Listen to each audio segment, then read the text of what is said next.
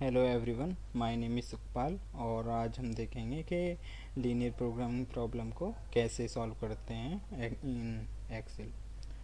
तो ये हमारी प्रॉब्लम है। Maximize Z equal to 10x plus 15y plus 20z subject to the constraint 10x plus 5y plus 2z less than equal 2700, 5x plus 10y plus 4z less than equal 2200, and third constraint is x plus y plus 2z less than equal 500, and all x y and z are greater than equal to 0।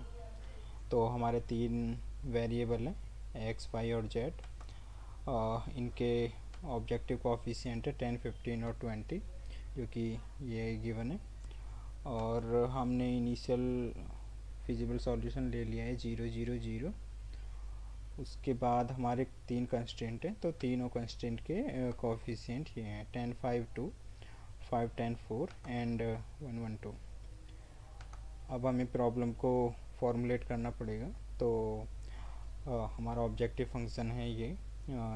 इसके लिए हमें एक तो तरीका है कि तुम directly लिख सकते हो 10x plus 5y plus 20z। तो x y और z की वैल्यू ये हैं और 10 15 एंड 20 की मल्टीप्लाई करनी पड़ेगी इनमें। तो इसके दो तरीके हैं। एक तो ये तरीका है कि इनकी मल्टीप्लाई कर लो directly, this multiply this plus this multiply this plus this multiply this.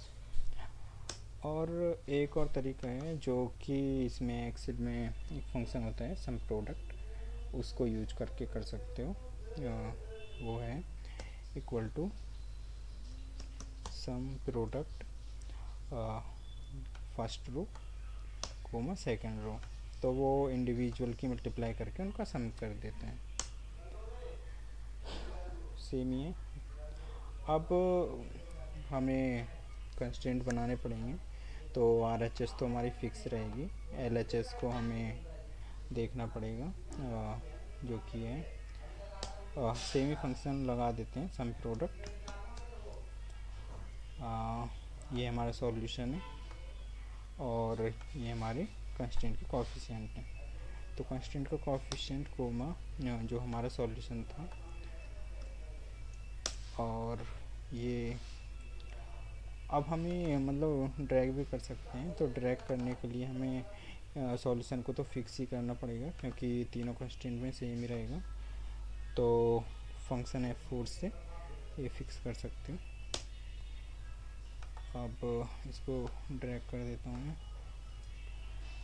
अब हमें सोल्वर में मतलब पैरामीटर सेट करने पड़ेंगे। अब सोल्वर डेटा में होता है, ये लास्ट ग्रुप होता है, यहाँ पे अभी है नहीं। तो ये ऐड इन कर सकते हो ऑप्शंस में जाके, और add ins and then go. यहाँ पे ये है सोल्वर ऐड इन्स, तो इसको ओके करना पड़ेगा।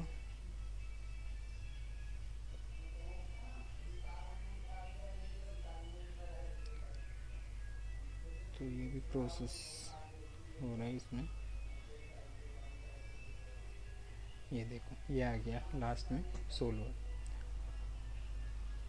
अब इसमें हमारा ऑब्जेक्टिव फंक्शन था ये वाला, तो H1 वो सेट कर दिया। और ऑब्जेक्टिव फंक्शन मैक्सिमम टाइप का है तो मैक्सिमम पे क्लिक कर दिया। डिसीजन वेरिएबल हमारे ये थे, तो जो हमने सॉल्यूशन सेट किया था उसको डिसीजन वेरिएबल लेना पड़ेगा और इसमें हमें कंस्टेंट ऐड करने पड़ेंगे। तो तीनों कंस्टेंट लेस देन टाइप के हैं, तो या तो तुम तीनों को एक साथ सिलेक्ट करके और यहाँ पे सिलेक्ट कर सकते हो जिस टाइप का है लेस देन इक्वल टाइप, और RHS कर सकते हो। और एक तरीका होता है कि वो इंडिविजुअल कर लो।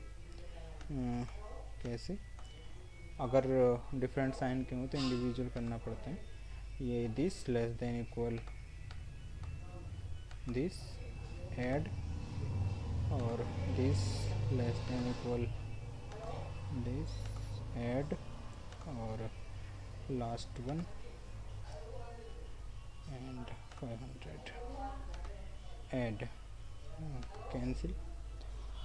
अभी हमारे 3 कंस्टेंट है, तो यहाँ पे हमें ये make unconstant variables non negative, तो इस पर मैंने क्लिक कर दिया। ये हमेशा पॉजिटिव लेगा जो एक्स वाई जेड है, और पॉजिटिव या ज़ीरो। नॉन नेगेटिव का मतलब यही होता है। अब इसमें हमें मेथड सिलेक्ट करना पड़ेगा। जो जी आर जी नॉन लीनियर है, ये नॉन लीनियर फंक्शन के लिए होता है, ऑब्जेक्टिव फंक्शन।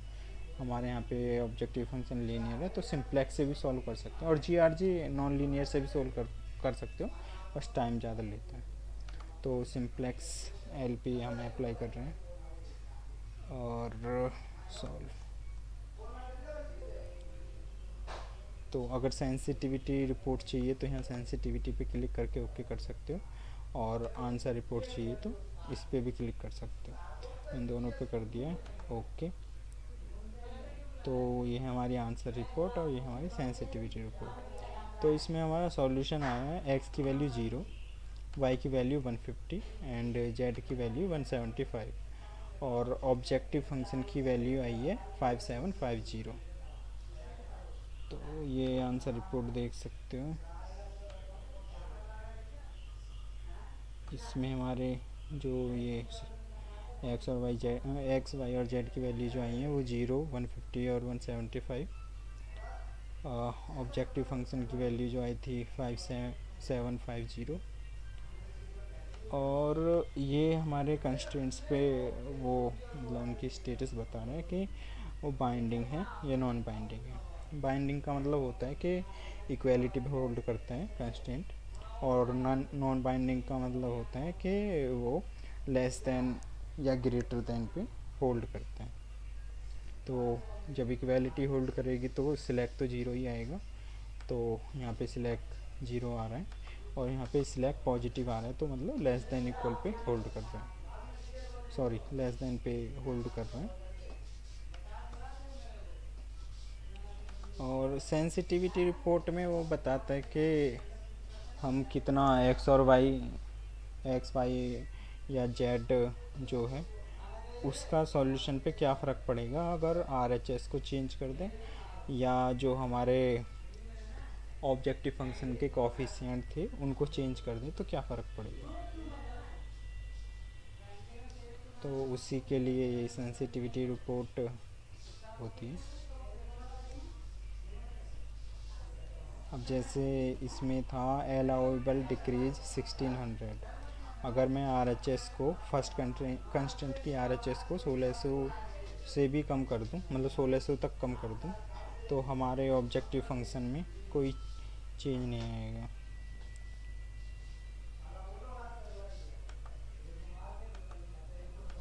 जैसे मैं अगर इसको कर देता हूँ 1600 कम करना है, तो 1100 हो गया। यहाँ पे आ रहा था 150 175। तो सो